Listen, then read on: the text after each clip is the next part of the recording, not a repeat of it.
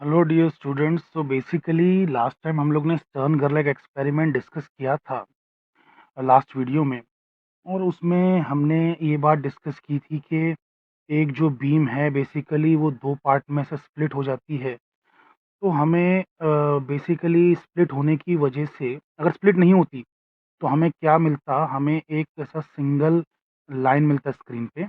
Beam split हो गई तो 2 लाइन मिलना चाहिए, बट ऐसा ना मिल के बेसिकली हमें एक लिप शेप का कुछ स्प्लिटिंग मिलती है। तो उसका रीज़न मैंने एक्सप्लेन किया था, एंड दैट रीज़न वाज़ कि फील्ड इज़ इनहोमोजेनियस। तो सेंटर में फील्ड ज़्यादा स्ट्रॉन्ग है इसलिए सेपरेशन ज़्यादा है, और फील्ड फिर साइड में जो है कमज़ोर है तो सेपरेशन कम है। और यहाँ पे बिल्कुल फील्ड 0 हो चुकी है तो सेपरेशन है ही नहीं। एक चीज़ जो छोटी-सी बताना बाकी रह गई थी वो ये है कि अगर स्पिन स्पेस में क्वांटाइज़्ड नहीं होती, अगर स्पिन स्पेस में क्वांटाइज़ नहीं होती, यानी कि उसका सिर्फ़ अप एंड डाउन ओरिएंटेशन नहीं होता, बल्कि सारे ओरिएंटेशन पॉसिबल रहते, अगर सारे ओरिएंटेशन पॉसिबल रहते, तो फिर बेसिकली वो तो एक क्लासिकल पार्टिकल की तरह एक्ट करता है इलेक्ट्रॉन, क्लासिकल पार्टिकल की तरह एक्ट करते एटम्स, और हमें क्लासिकल पैटर्न मिलता जो कि मतलब होता इसी तरीके का, obviously because of inhomogeneous field. लेकिन उसमें ऐसा 2 अलग-अलग ऐसा ना आके बल्कि सभी कुछ पॉसिबल होता। मतलब हर ओरिएंटेशन के इलेक्ट्रॉन्स पॉसिबल है ना, मतलब हर ओरिएंटेशन, तो एनर्जी में जो डिफरेंस है एंड हेंस फ़ोर्स में जो डिफरेंस है बेसिकली अलग-अलग पार्टिकल्स के लिए, वो भी कंटिन्यूअसली वेरी होता। मतलब यहाँ पे कैसा है, फ़ोर्स या तो इतना है या तो इतना है, इन द सेंस कि फ़ोर्स की जो वैल्यू हमने लास्ट टाइम लिखी थी that was minus du by dr। तो इसके अंदर आपने देखा था कि वो ms की वजह से हमें है ना, या तो प्लस हाफ या फिर माइनस हाफ मिलता है। तो फ़ोर्स की सिर्फ़ 2 ही वैल्यूज़ थी। तो let's say it was like suppose 40 Newton and minus 40 Newton, मतलब एक फ़ोर्स ऊपर की तरफ और एक फ़ोर्स नीचे की तरफ, कुछ इस तरीके से था। लेकिन अगर हर ओरिएंटेशन पॉसिबल होता तो वैल्यू बीच की भी हमें मिल जाती। हमें जो वैल्यूज़ हैं, हर वैल्यू मिलती है। हमें 30 न्यूटन भी मिलता, हमें -30 भी मिलता, हमें 10 भी मिलता, हमें 5.5 भी मिलता। हर तरीके की हमें वैल्यूज़ मिलती, और लिप शेप जो रहता वो पूरी तरीके से ऐसा क्लोज़ लिप्ड पैटर्न बन जाता, इस तरीके का हो जाता। तो ऐसा नहीं हुआ, इसका मतलब स्पिन क्वांटाइज़्ड है और स्पिन के सिर्फ़ 2 ही ओरिएंटेशंस पॉसिबल हैं। 2 ही पॉसिबल है, अप एंड डाउन। अब 2 ही जब पॉसिबल हैं, तो मैंने ये बात यहाँ पे क्यों रिपीट की? बिकॉज़ आज जो मैं आपको पढ़ाने जा रहा हूँ ना, वो है Pauli exclusion principle, Pauli's exclusion principle. तो ये जो फिज़िसिस्ट थे, इन्होंने बहुत ही टेंडर एज में, जस्ट 25 इयर्स की एज में इन्होंने एक प्रिंसिपल दिया जिसका नाम है पॉलीज़ एक्सक्लूजन प्रिंसिपल। तो बेसिकली इन्होंने ये कहा था कि all the 4 quantum numbers can not be same, all the 4 quantum numbers of electron can not be same. और इस वजह से सिर्फ एक शेल में, एक ऑर्बिटल में, सॉरी, एक ऑर्बिटल के अंदर जो हमारा S P D F orbitals होते हैं, वैसे पी के 3 पार्ट्स होते हैं, डी के 5 पार्ट्स होते हैं, और एफ के 7 पार्ट्स होते हैं। तो इनमें से किसी भी एक सब ऑर्बिटल में दो से ज़्यादा इलेक्ट्रॉन एकोमोडेट हो ही नहीं सकते, क्योंकि अगर स्पिन अप या डाउन ही होती है दुनिया में तो तीसरा तो कुछ पॉसिबल है ही नहीं। तो फोर्थ क्वांटम नंबर सेम ना हो जाए, मतलब अगर 3 क्वांटम नंबर ऑलरेडी सेम है तो फोर्थ क्वांटम नंबर सेम ना हो जाए, तो इसीलिए सिर्फ 2 ही इलेक्ट्रॉन्स पॉसिबल हैं सब ऑर्बिटल्स के अंदर। तो px में 2, py में 2, pz में 2, and similarly dxy, dyz, dz square, जो भी है, मतलब अलग-अलग 5 नाम है इसके, तो उनमें सिर्फ 2 ही इलेक्ट्रॉन्स अकोमोडेट हो सकते हैं। तो ये पॉली एक्सक्लूजन प्रिंसिपल से आता है। तो स्पिन अप, स्पिन डाउन, ये एक बहुत ही इंपॉर्टेंट कॉन्सेप्ट है पॉली एक्सक्लूजन प्रिंसिपल को समझने के लिए। अच्छा, पॉली के दिमाग में ये बेसिकली प्रिंसिपल आया कैसे? तो आइए हम उसे डिस्कस करते हैं अभी।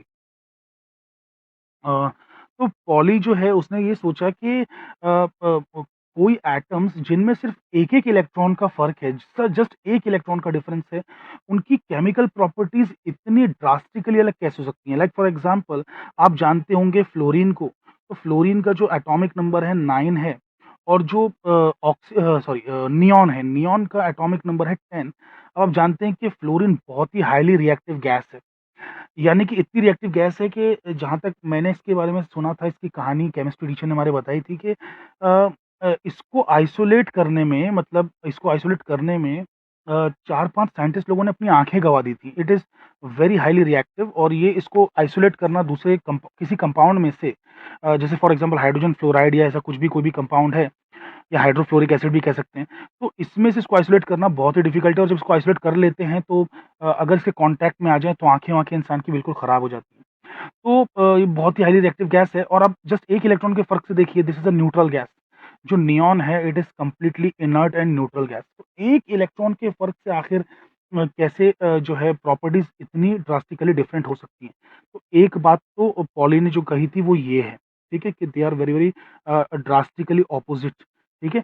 उसके अलावा क्या कहा था? दूसरी चीज़ जो उन्होंने सोची और कही वो ये है कि जस्ट 1 इलेक्ट्रॉन के बदल जाने से, तो 1 इलेक्ट्रॉन बढ़ जाने से, कम हो जाने से इतना कैसे फ़र्क आ जाता है इलेक्ट्रॉन के मतलब आयोनाइज़ेशन एनर्जी में, इलेक्ट्रॉन की आयोनाइज़ेशन एनर्जी में। यानी कि आपका जो हीलियम है, हीलियम में 2 इलेक्ट्रॉन्स हैं और आपका जो लिथियम है उसमें 3 इलेक्ट्रॉन्स हैं। तो जस्ट 1 इलेक्ट्रॉन चेंज किया तो आयोनाइज़ेशन एनर्जीज़ में ज़मीन-आसमान का फ़र्क आ गया। मतलब लिथियम जो है उसका जो लास्ट वाला इलेक्ट्रॉन है उसे निकालना उसे बहुत आसान है, लेकिन हीलियम का जो 2 इलेक्ट्रॉन्स हैं उन्हें निकालना बड़ा मुश्किल है। मतलब हीलियम में से 1 इलेक्ट्रॉन खींचना और लिथियम में से 1 इलेक्ट्रॉन खींचना, तो लिथियम वाला जो पार्ट है वो ईज़ी है और हीलियम वाला पार्ट है वो टफ़ है। हीलियम में से इलेक्ट्रॉन निकाल पाना टफ़ है। तो आखिर ऐसा क्या होता होगा कि बेसिकली मतलब इतने नज़दीक-नज़दीक के एलिमेंट्स में जिनका जस्ट 1 ही इलेक्ट्रॉन का फ़र्क है, तो प्रॉपर्टीज़ में इतना ड्रास्टिक चेंज है। ये सेकंड बात उन्होंने सोची। तीसरी बात क्या सोची उन्होंने? तीसरी बात जो उनके दिमाग में आई वो ये है कि बहुत दूर-दूर के जो एलिमेंट्स हैं, जैसे फॉर एग्ज़ाम्पल अपना जो सोडियम है 11 और जो पोटेशियम है 19, इतने दूर के एलिमेंट्स में इतने ज़्यादा इलेक्ट्रॉन के फ़र्क के बाद, 8 इलेक्ट्रॉन्स के फ़र्क के बाद कैसे हो सकता है कि इनकी प्रॉपर्टीज़ बहुत ही सिमिलर हैं? इनकी जो इलेक्ट्रोनेगेटिविटीज़ हैं, वो सिमिलर हैं, या फिर इनकी इलेक्ट्रॉन एफिनिटीज़ सिमिलर वैल्यूज़ की हैं, इनके बिहेवियर सेम है, इनकी केमिकल प्रॉपर्टीज़ सेम है इतने दूर-दूर के, तो आखिर इसके अंदर क्या हो रहा होगा बेसिकली एटम के अंदर कि इतना-इतना ड्रास्टिक चेंज होता है नज़दीक-नज़दीक लोगों में और इतनी सिमिलैरिटी होती है इतने दूर-दूर के लोगों में, तो कुछ तो बात ज़रूर है। ये सब बातें उनको किसी कन्क्लूज़न की ओर ले गई। उनका कंक्लूजन यही था कि ज़रूर there is formation of shells और within shells there is a formation of orbitals and within orbitals there is formation of some sub orbitals. तो ये उनका कंक्लूजन था कि ऐसा ज़रूर कुछ हो रहा है अंदर एटम के अंदर। क्योंकि देखिए ना, ये आपको भले अजीब बात ना लग रही हो लेकिन मुझे लग रही है, पॉली को लग रही थी। आपको भी लगेगी ऑब्वियसली अगर आप बहुत ज़्यादा सोचें। तो क्या अजीब बात है, क्योंकि देखिए अगर ऐसा हो सकता कि नेचर में अगर ऐसा हो सकता कि सारे इलेक्ट्रॉन्स अगर एक ही शेल में आ जाते, चाहे वो एक एक बंदा हो, चाहे 5 बंदे हों, चाहे 100 बंदे हों, चाहे यूरेनियम के पूरे 92 इलेक्ट्रॉन्स हों, सबके सब अगर बेसिकली एक ही शेल में आ जाते, तो फिर प्रॉपर्टीज़ में इतना ड्रास्टिक चेंज नहीं होना चाहिए, है ना?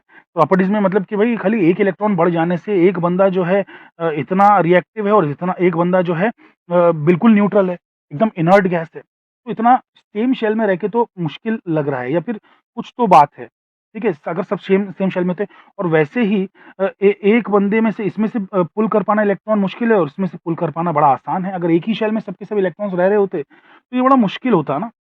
और फिर ये जो बंदा है इसकी प्रॉपर्टी इससे मैच हो रही है, जबकि बीच में Mg आता है, मैग्नीशियम आता है, आपका एल्यूमीनियम आता है, उनसे मैच नहीं कर रही है। अगर एक ही शेल के लोग हैं, तो फिर ऐसा भी नहीं होना चाहिए। तो कुछ तो बात है, कुछ तो पैटर्न है। शेल बन रहे हैं अंदर, वो शेल्स क्लोज़ हो रहे हैं और प्रॉपर्टीज़ बदल रही हैं, ऐसा कुछ तो हो रहा है।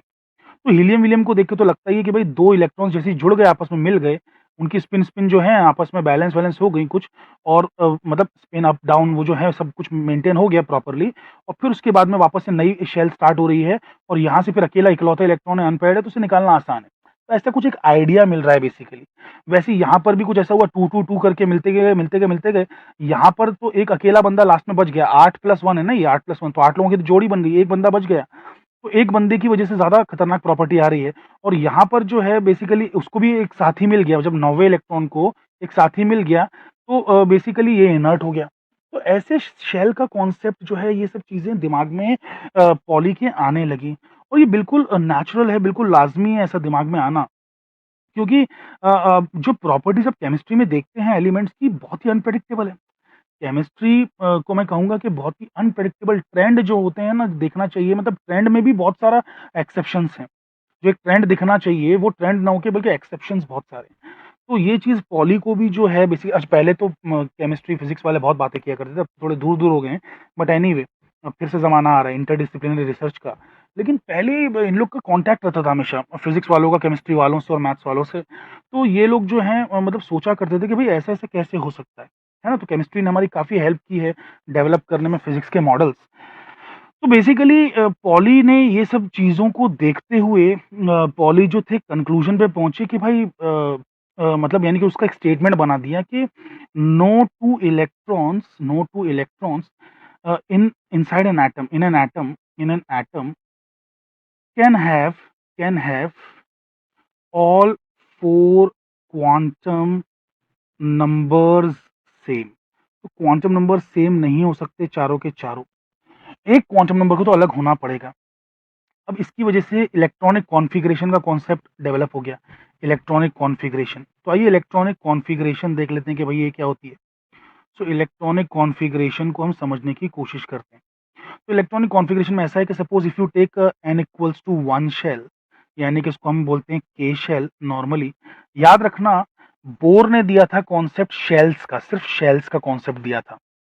ठीक है? उन्होंने कहा था कि शेल्स वहीं-वहीं बनेंगी उतने-उतने डिस्टेंस पे जहाँ पर इलेक्ट्रॉन के घूमने से जो एंगुलर मोमेंटम की वैल्यू है, वो इंटीग्रल मल्टीपल ऑफ h/2 पाई हो जाए, बोर का सेकंड पोस्टुलेट, है ना? तो ये कॉन्सेप्ट बोर ने दिया था शेल वाला। लेकिन पॉली आके उसमें और इज़ाफ़ा कर रहा है, उसमें और इंक्रीमेंट कर रहा है, उसमें और बढ़ोतरी कर रहे हैं और वो कह रहे हैं कि शेल के अंदर भी ऑर्बिटल्स हैं sp-df टाइप के और उसके अंदर भी जो है सब ऑर्बिटल्स हैं। एनीवे, तो n इक्वल्स टू 1 शेल के अंदर अगर कोई इलेक्ट्रॉन है तो उसका L कितना रहेगा? L will be basically only 0 क्योंकि L की वैल्यू कहाँ से कहाँ जाती है? 0 टू n-1 जाती है ना, 0 टू n-1 तो सिर्फ L इक्वल्स टू 0 रहेगा। ml की वैल्यू कितनी रहेगी? सिर्फ 0 रहेगी क्योंकि ml की वैल्यू कहाँ से कहाँ जाती है? -L से लेके +L तक जाती है इंक्लूडिंग 0, ठीक है? और फिर ms की वैल्यू कितनी रहेगी? वो तो हमेशा प्लस माइनस हाफ रहती है, ठीक है? और ये वैल्यू जाती है -s से +s और s है कितना? हाफ होता है, सिर्फ और सिर्फ हाफ होता है। तो यहाँ पर 2 इलेक्ट्रॉन्स आ सकते हैं, आप देख सकते हैं देखिए, इस शेल के अंदर एक ही ऑर्बिटल है s ऑर्बिटल और s ऑर्बिटल का कोई सब ऑर्बिटल नहीं होता है। s ऑर्बिटल का सब ऑर्बिटल खुद s ऑर्बिटल ही है। s ऑर्बिटल का सब ऑर्बिटल खुद s ऑर्बिटल ही है। तो उसके अंदर सिर्फ 2 इलेक्ट्रॉन्स पनप सकते हैं। तो n इक्वल्स टू 1 में जो 2 इलेक्ट्रॉन्स हैं उनके क्वांटम नंबर्स देखिए। सो इलेक्ट्रॉन नंबर 1 का सेट ऑफ क्वांटम नंबर्स देखिए। तो उसके सेट ऑफ क्वांटम नंबर्स हैं क्या-क्या है भाई? किधर गया? 1 0 0 -1 एक है, एक 1 0 0 और माइनस हाफ सॉरी -1 नहीं माइनस हाफ मतलब मान लीजिए स्पिन डाउन बोल दीजिए। और जो दूसरा इलेक्ट्रॉन है उसका क्या है 1 0 0 प्लस हाफ। तो यही तो पॉली का कहना था। पॉली का कहना था कि अगर आप एक ही शेल के अंदर भी रह रहे हैं तो चारों क्वांटम नंबर तो आपके सेम नहीं होंगे। तो अब 4 क्वांटम नंबर सेम नहीं होंगे, तो इनकी तो जो चौथा क्वांटम नंबर है उसकी वैल्यूज़ तो सिर्फ 2 ही हैं। तो 2 से ज़्यादा इलेक्ट्रॉन्स होंगे ही नहीं। तो आप बोलेंगे सर 1 सेकंड, आप इनको भी तो बदल सकते हो ना, और इनको बदलोगे तो शेल ही बदल जाएगा ना, इनको बदलोगे तो शेल ही बदल जाएगा, ठीक है? तो चलिए शेल बदल गया तो क्या क्या हुआ? अगर इसको मैंने 1 ले लिया सपोज़ कुछ मान लेते हैं इसको 1 ले लिया, इसको 2 ले लिया, शेल बदल गया या ऑर्बिटल बदल गया, क्या फ़र्क पड़ता है? तो मैं कहाँ कह रहा हूँ कि फ़र्क पड़ता है? पॉली भी नहीं कह रहा है फ़र्क पड़ता है। पॉली कहेगा कि ठीक है इस क्वांटम नंबर को सेम कर लो, दोनों स्पिन डाउन कर लो, लेकिन ऑटोमैटिकली आप खुद ही देख रहे हो कि चौथा क्वांटम नंबर यानी कि ये तो चेंज ही हो गया ना सेकंड क्वांटम नंबर। 4 में से कोई भी एक क्वांटम नंबर तो अलग होगा ही होगा ना। So that is the thing that poly is saying कि एक ना एक क्वांटम नंबर अलग होना ही चाहिए, ठीक है? चारों में से all 4 quantum numbers inside an atom can not be same. चलिए, अब electronic configuration n equals to 2 का देख लेते हैं, एक और एग्ज़ाम्पल ले लेते हैं ना, n इक्वल्स टू 2 का देख लेते हैं। तो n इक्वल्स टू 2 की जो कहानी है उसमें क्या होगा, n इक्वल्स टू 2 अगर आप लेते हैं, यानी कि कौन-सा शेल है ये? L शेल है। इसमें L इक्वल्स टू कितना हो जाएगा? 0, 1 हो जाएगा। क्यों? क्योंकि L की वैल्यू 0 टू n-1 होती है। उसके बाद में जो ml होता है वो 0 के लिए देखिए ml की वैल्यूज़ अलग-अलग आएँगी। 0 के लिए कितनी आएगी? सिर्फ़ 0 आएगी और फिर 1 के लिए कितनी आएगी? वो आएगी -1, 0 एंड +1।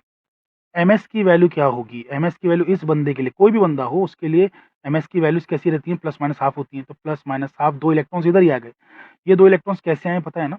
मतलब 1 सेकंड, ये देखिए सेकंड शेल में s ऑर्बिटल के अंदर 2 इलेक्ट्रॉन्स आ गए। ठीक है?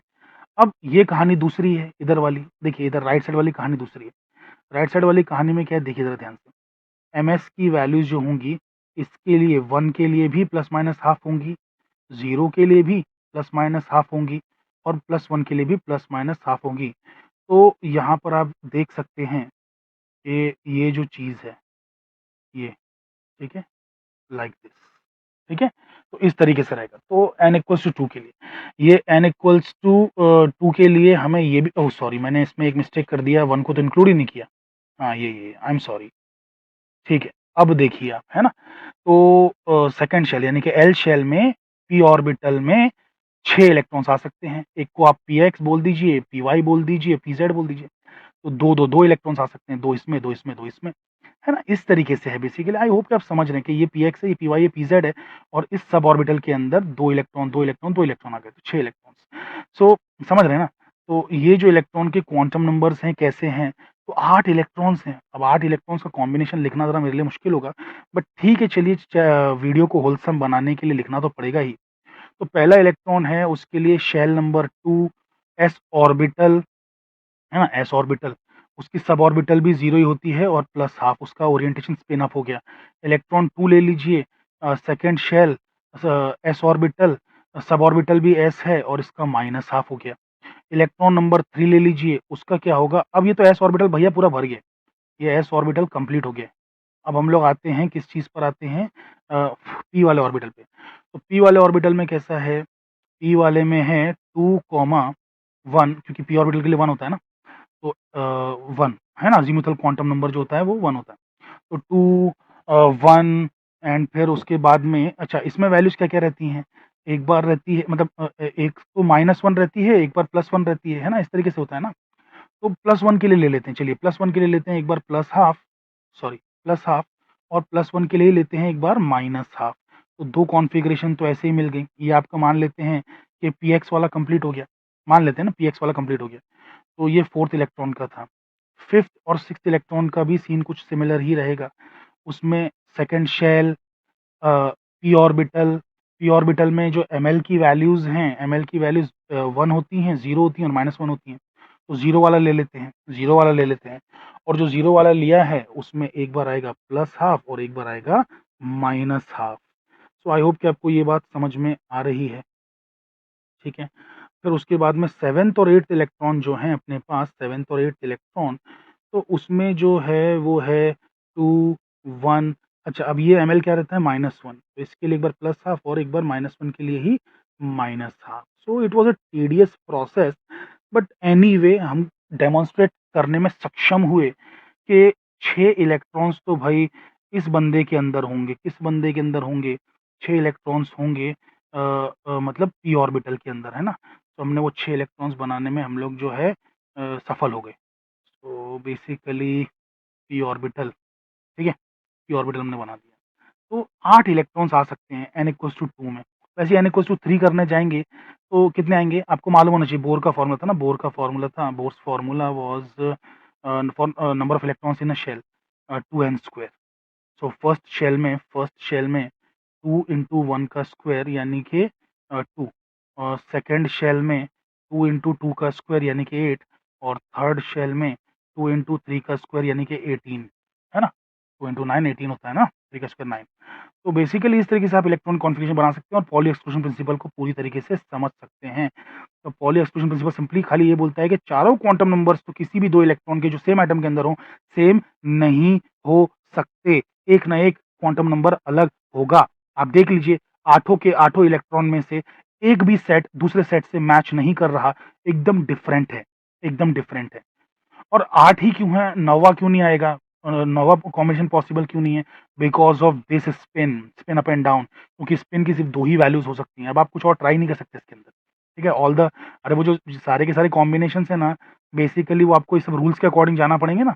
ये जो रूल्स होते हैं, इन रूल्स के अकॉर्डिंग जाएँगे आप और पॉली एक्सक्लूजन प्रिंसिपल के अकॉर्डिंग जाएँगे, तो आप इतना ही ले सकते हैं। अच्छा, पॉली एक्सक्लूजन प्रिंसिपल ये इतना प्रोफाउंड प्रिंसिपल है, इतना ज़बरदस्त प्रिंसिपल है कि इसके बारे में स्टीफन हॉकिंग ने अपनी book brief history of time में एक बहुत अच्छी बात बताई थी। वो ये बात बताई थी कि ना, अगर पॉली एक्सक्लूजन प्रिंसिपल सच नहीं होता, तो सारे इलेक्ट्रॉन्स ग्राउंड स्टेट में यानी कि n इक्वल्स टू 1 शेल में ही सेटल हो जाते हैं। और ग्राउंड स्टेट में सब के सब सेटल हो जाते, तो कोई भी मतलब यानी कि जो ये पॉली एक्सक्लूजन प्रिंसिपल की वजह से जो एटम का साइज़ बना हुआ है ना, कुछ तो एक एटम का एक साइज़ बना हुआ है, वो साइज़ नहीं रहता। वो साइज़ नहीं रहता बल्कि बहुत ही श्रिंक हो जाता है। अरे सारे के सारे अगर एक ही शेल में आ गए, तो बेसिकली देखो आप तो जानते ही हैं बोर की थ्योरी से Rn is proportional to n square by z। तो जैसे-जैसे z बढ़ता, तो R की वैल्यू कम हो जाती है। यानी कि हाइड्रोजन एटम जिसके अंदर एक ही इलेक्ट्रॉन है, उसका साइज़ रहता है बड़ा और फिर आप बढ़ते जाते मतलब हीलियम, लिथियम करते-करते यूरेनियम तक पहुँचते, तो भाई 92 इलेक्ट्रॉन्स हैं, तो अगर सेम ही शेल में हैं, तो पुल भी बढ़ जाता ना, अट्रैक्शन भी बढ़ जाता, तो एटम और छोटा हो जाता। यानी कि हाइड्रोजन का साइज़ बड़ा होता यूरेनियम के साइज़ से, लेकिन नेचर में ऐसा तो नहीं है। यूरेनियम का साइज़ काफ़ी बड़ा है। तो वो इस पॉली एक्सक्लूजन प्रिंसिपल की वजह से ही है, क्योंकि शेल्स क्लोज़ होते चले जाते हैं। एक शेल की बात जब चल रही है ना, अगर कभी एक शेल की बात चल रही है सपोज़, तो इसका जो अगला एटम रहेगा वो छोटा ही रहता है, वो तो हम लोग जानते हैं, वो तो केमिस्ट्री में ही पढ़ चुके हैं। अगर एक इलेक्ट्रॉन है 2 इलेक्ट्रॉन भर गए तो छोटा हो जाता है, ठीक है? मान लो ये कुछ तो है बेसिकली एक सेकंड अंदर का एक शेल दिखा देता हूँ। तो 8 इलेक्ट्रॉन वाला सपोज़ रो चल रही है, 8 इलेक्ट्रॉन वाली। तो जिसमें 1 है वो बड़ा है, 2 है उसमें छोटा है। अरे मतलब sodium is bigger than magnesium, magnesium is bigger than aluminium. तो ये तो केमिस्ट्री में हमने पढ़ा हुआ है। ऐसा करते छोटा होता था। लेकिन जैसे अगली शेल लग गई तो ऑटोमैटिकली बड़ा हो जाएगा ना। तो जो पोटेशियम है वो सोडियम से बड़ा रहेगा। तो ये पॉली एक्सक्लूजन प्रिंसिपल की वजह से तो हो रहा है। अगर पॉली एक्सक्लूजन प्रिंसिपल सच ना होता, शेल्स बंद ना होती, क्लोज़ ना होती, अगली शेल नहीं खुलती, तो कैसे संभव था ये? साइज़ तो छोटे होते चले जाते हैं ना, तो पॉली एक्सक्लूजन प्रिंसिपल बहुत ही प्रोफाउंड है, बहुत ही ज़बरदस्त है और वो साइज़ बना के रखता है। और इतना ही नहीं, स्टीफन हॉकिंग ने ये बात कही है कि अगर पॉली एक्सक्लूजन प्रिंसिपल सच ना होता, तो हम एक-दूसरे को ताली नहीं मार सकते थे, हाई फाइव नहीं दे सकते थे, ताली नहीं मार सकते थे, हमारे हाथ उनके हाथ के आर-पार चले जाते। बल्कि हम इस वक़्त जो कुर्सी पे बैठे हैं, कुर्सी के आर-पार निकल जाते। Everything would have settled down. There would have been no repulsion whatsoever due to poly exclusion interaction. Poly का जो इंटरेक्शन है उसकी वजह से जो एक रिपल्शन बनता है वो होता ही नहीं। उसको उसको डिजेनरेट कुछ तो रिएक्शन बोलते हैं, मैं एग्जैक्ट नाम रिकॉल नहीं कर पा रहा हूँ। ठीक है, एनीवे वो यहाँ का डिस्कशन है भी नहीं, वो एमएससी लेवल पे जब मैं आपको पढ़ाऊंगा तो I just revise that and I give you the gist of it. तो मेरे कहने का ये मतलब है कि पॉली एक्सचेंज इंटरेक्शन जो है, रिपल्शन जो है, ये एक डिजेनरेट इंटरेक्शन, ये बहुत ज़रूरी है। ये दुनिया को उसका शेप देने में बहुत ज़रूरी है। अगर ये ना होता, तो सारे के सारे सब लोअर ऑर्बिट में सेटल हो जाते और चीज़ें एक-दूसरे के आर-पार निकल जाती। हम एक-दूसरे को ताली-वाली नहीं मार पाते, हाथ नहीं मिला पाते। मतलब बल्कि स्ट्रक्चर्स ही एक्सिस्ट नहीं करते, जहाँ तक मैं समझ पा रहा हूँ। चलिए anyway we shall stop here. Thank you very much. I hope कि आपको पॉलिसी समझ में आया। प्लीज़ सब्सक्राइब करें मेरे चैनल को।